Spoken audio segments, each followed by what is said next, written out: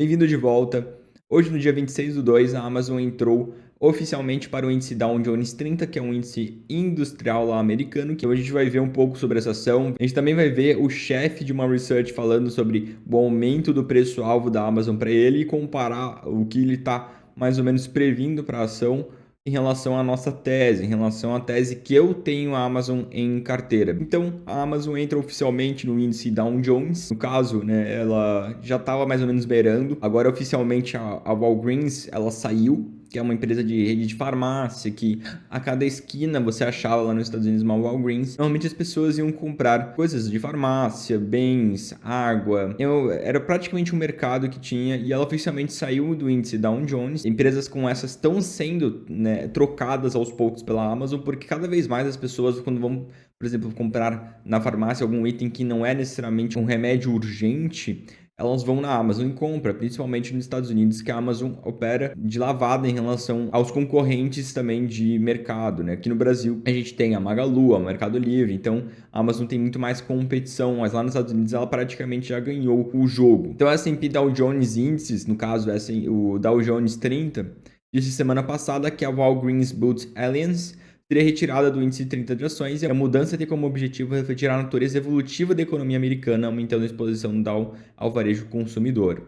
Então, quando a gente pega aqui o índice Dow Jones, hoje ele tem várias empresas, né? E agora tem a Amazon. Dentro delas tem a 3M, que é no setor industrial, a American Express, a Amgen, a Apple, a Caterpillar, tem a Nike, a Microsoft. Então, pega 30 ações que realmente refletem um índice industrial, tecnológico, econômico estadunidense que estão dentro desse índice, que replica essa ideia da economia americana. Então esse aqui é o Mark Mahaney, ele é líder de research da internet no setor da Evercore, que é uma dessas research americana muito famosa. Ele já acertou uma empresa no passado que era a top pick dele, que era a Meta. Então a Meta, ele pegou toda essa subida da Meta absurda e agora a top pick do setor dele é a Amazon. E aqui ele veio no programa, no caso da CNBC, explicar porque a Amazon ela teve um upgrade de preço-alvo dentro da research deles de $180 para 220. É importante ressaltar também que a Amazon ela está agora a $174. Ou seja, ela teve uma performance anual muito boa, subiu 16% e se eu pegar um ano, subiu 86%. Então os acionistas estão gostando do que a Amazon está apresentando. Então a gente vai ver aqui um pouco o que ele vai trazer na entrevista. Ele tem um microfone bem ruim, então eu vou também traduzindo o que ele vai falando de importante, beleza? In the most recent report, can you talk about them? There's 5 or 6 that you said would make the bulls very optimistic.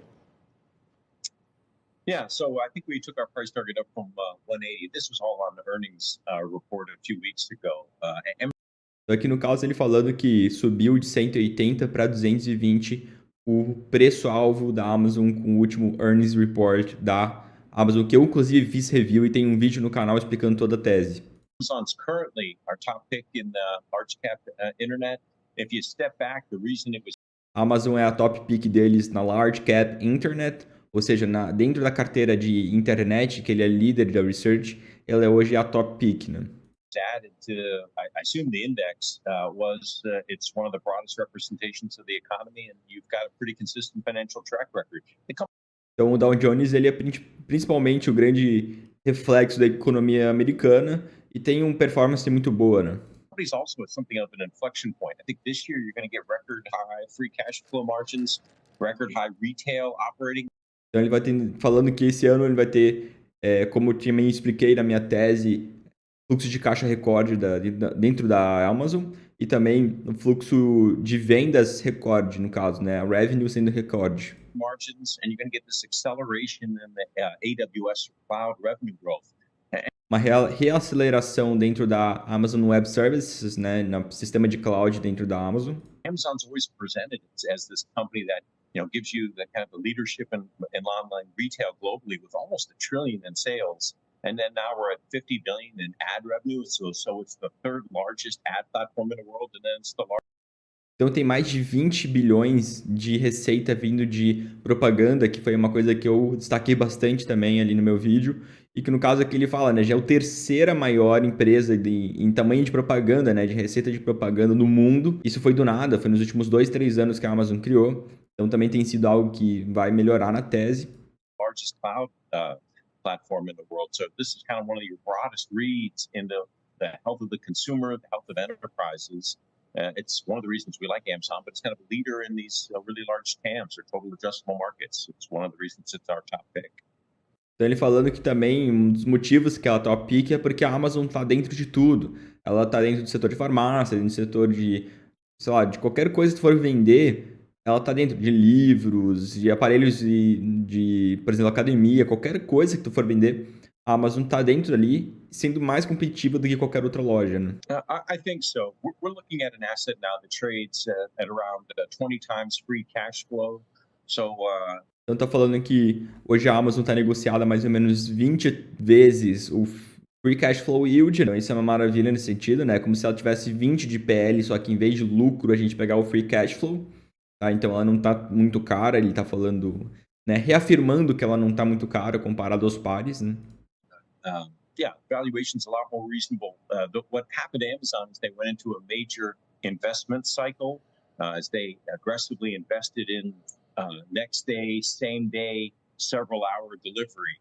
And that really...